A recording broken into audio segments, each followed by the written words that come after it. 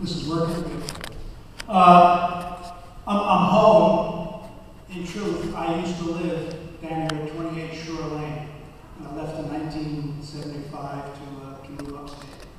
So I'm a local guy. I've gone through the claim digging and all of that. Let me explain to you why I'm running.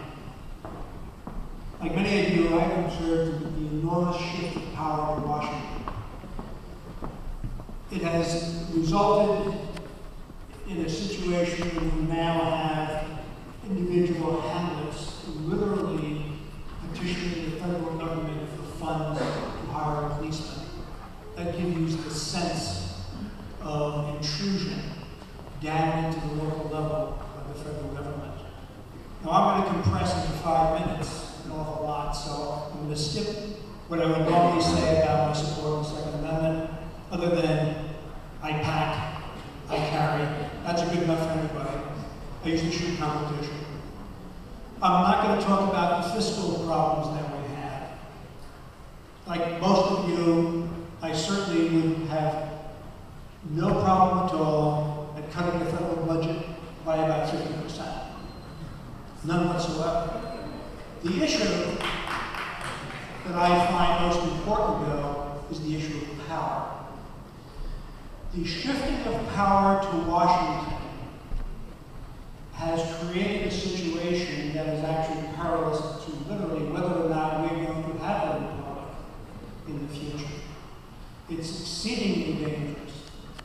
The idea that we have 100 senators that have the power they have to dispense to the states the money, therefore the power, creates 100 of the most powerful individuals on the face of the earth.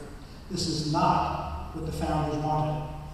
Originally, the senators were elected by the states within the state legislature, and it created a balance between state power and federal power. When we look at all the fiscal problems that we have, virtually all of that stems from two things. One is this accrual of power to a small number of individuals, and the other is to the effects of socialist policies, especially anti-family policies, that are driving those fiscal disasters. So what we have coming to us, if you look on the monetary side, we have several trillions of dollars of debt that have to be rolled over just this year alone.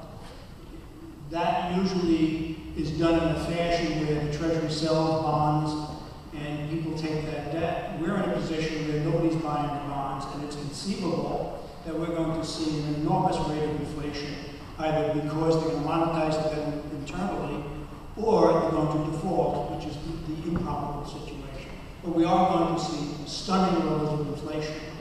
If you look at the $700 trillion worth of credit default swaps that are around the world, which is about 10 times the world's GNP, you start to get a glimpse of the sea of debt that the world is in. What I'm seeing happening is that when this really starts to come to roost, and it has not yet come to roost, but when it comes to roost, we are going to see social turmoil we've never seen before. We're going to see a clamor for the federal government to save us from whatever it is we have to be saved from. And the answer from the federal government, the answer from the socialists who are in power, is going to be, we can't help you because the Constitution impedes us. We need to suspend the Constitution. That's what I see happening. So when individuals talk about going down to Congress and fixing the books, they're trying to go, I'm going to go down there and try to do a new oversight organization. Oh, we don't have enough. That's what these people want to do. They're clueless. They don't understand the level of peril that we're in. They don't understand the threat.